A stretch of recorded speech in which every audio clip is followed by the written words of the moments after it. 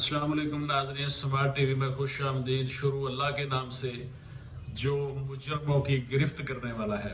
ناظرین، نواز شریف کی واپسی ابھی تک مہمہ ہی بنی ہوئی ہے۔ بہو جی ابھی تک قوم کو کنفیوز ہی کر رہے ہیں۔ قوم تو پہلے ہی کنفیوژن کا شکار ہے۔ بہو جی نے فرمایا ہے کہ جنرل قمر جاوید باجوہ اور جنرل فیض حمید کا احتساب ہونا چاہیے، انہیں کٹہرے میں لایا جانا چاہیے۔ بہو جی کو سخت غصہ ہے کہ باجوہ صاحب نے ان کے منتخب حکومت کی بساط لپیٹ کر قتل سے زیادہ سنگین جرم کیا ہے۔ کیا بہو جی واقعی جنرل باجوہ کا احتساب چاہتے ہیں یا ہمیں اپنے الیکشن کے لیے ایک نیا بیانیہ دے رہے ہیں؟ اگر تو بہو جی واقعی انہیں کٹہرے میں لانا چاہتے ہیں تو پہلے اس بات کی وضاحت کریں کہ نون لیگ نے باجوہ صاحب کی ایکسٹینشن میں حصہ کیوں ڈالا تھا، اس وقت مخالفت کیوں نہیں کی تھی کہ یہ شخص تو کٹہرے میں لایا جانا چاہیے، اس نے منتخب حکومت پہ شب خون مارا ہے، مگر اس وقت نہ اس قسم کی کوئی بات کی گئی اور باجوہ صاحب کو مدت ملازمت میں توسیع بھی دے دی گئی۔ چاہیے تو یہ تھا کہ نون لیگ ڈٹ جاتی، توسیع نہ ہونے دیتی۔ جو ہی پی ٹی آئی نے اس قانون کا علم اٹھایا، نون لیگ بھی اس کار خیر میں شامل ہو گئی۔ باجوہ صاحب کی ملازمت میں توسیع کا فیصلہ غلط تھا یا صحیح، اب یہ ہو چکا ہے۔ جب یہ فیصلہ ہو چکا تھا اس وقت صدائے حق بلند کیوں نہیں کی گئی؟ اب بے مقصد بحث کس لیے؟ بہو جی یہ نہیں بتا رہے کہ مدت ملازمت میں توسیع کی حمایت کیوں کی تھی۔ البتہ ان کے چہیتے سابق منسٹر رانا ثناء اللہ نے ڈنکے کی چوٹ پہ یہ بات کی ہے کہ عمران خان سے نمٹنے کے لیے نون لیگ نے کڑوی گولی کھائی اور توسیع کے قانون کی حمایت کی۔ رانا ثناء اللہ کی اس بات کا اگر سلیس ترجمہ کیا جائے تو ترجمہ یہی بنتا ہے کہ نون لیگ طاقتور حلقوں سے مل کر اس نیک کام میں شامل ہوئی جس کے نتیجہ میں تحریک عدم اعتماد کے ذریعے عمران خان کی حکومت کو فارغ کیا گیا۔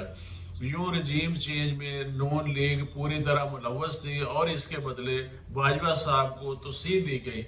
آج جو کچھ بھی ہم بھگت رہے ہیں، جو عام آدمی کی زندگی اجیرن ہو چکی ہے اور پی ڈی ایم حکومت جو گل کھلا کر گئی ہے اور ملک کو جس نہج پہ چھوڑ کر گئی ہے، اس سے باہر نکلنے کی کوئی امید نظر نہیں آ رہی۔ بہو جی کو چاہیے کہ ملک کو دلدل میں دھکیلے جانے کی بات دہرانے کی بجائے دلدل سے باہر نکالنے کا کوئی فارمولہ پیش کریں۔ آپ تو اتنے عرصہ سے انگلینڈ میں ہیں، دورے تو بہت ذہین ہیں، اتنا عرصہ گوروں میں رہ کر آپ نے کوئی ایک گر بھی نہیں سیکھا جس سے ہماری حوصلہ افزائی ہو کہ آپ ایک نئے عزم کے ساتھ آ رہے ہیں۔ آپ کے پاس ملک کو بحران سے نکالنے کا میکنزم موجود ہے۔ آپ عوام کے سوالوں کے آگے لاجواب نہیں ہوں گے۔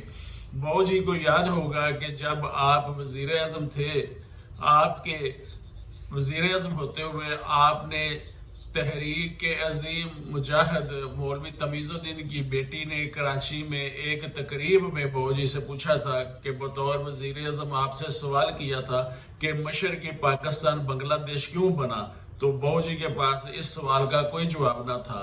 اس سوال کے جواب میں ہم بھارت کی مداخلت کو اپنی بربادی کا جواز بنا کر تمام تر ذمہ داریوں سے مبرہ ہو جاتے ہیں، لیکن یہ نہیں سوچتے کہ 1970 کے عام انتخابات میں شیخ مجیب کی زبردست فتح کی کیا وجوہات تھی؟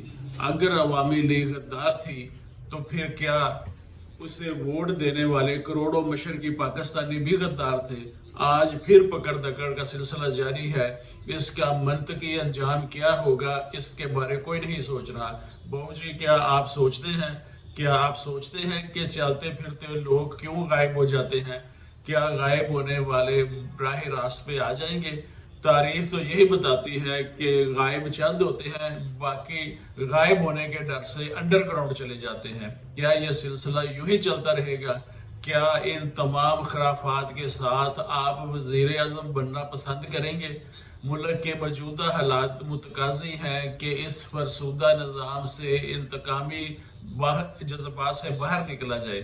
ہم سائے چاند پر پہنچ چکے ہیں اور ہم ابھی تک انتقامی تحسین میں پڑے ہوئے ہیں۔ آپ کا آنا مبارک ہو، جگ جگ آئیں، ہم پہ حکمرانی کریں، لیکن اس ملک کو آگے لے جانے کے لیے اس کو لوٹ مار کا چور دروازہ بند کرنے اور اقربا پروری سے باہر نکلیں، باہر نکل کر پاکستان کی ترقی کا کوئی ایجنڈا پیش کریں، کوئی اپنا ویژن پیش کریں۔ اگر آپ کے پاس کوئی ویژن نہیں، آپ کے پاس کوئی ایجنڈا نہیں، تو پھر خدا ہمیں ہمارے حالات میں ہی چھوڑ دیجئے۔ آج کے لیے اتنا ہی۔ میں محمد امین، ایڈوکیٹ، سماٹ ٹی وی۔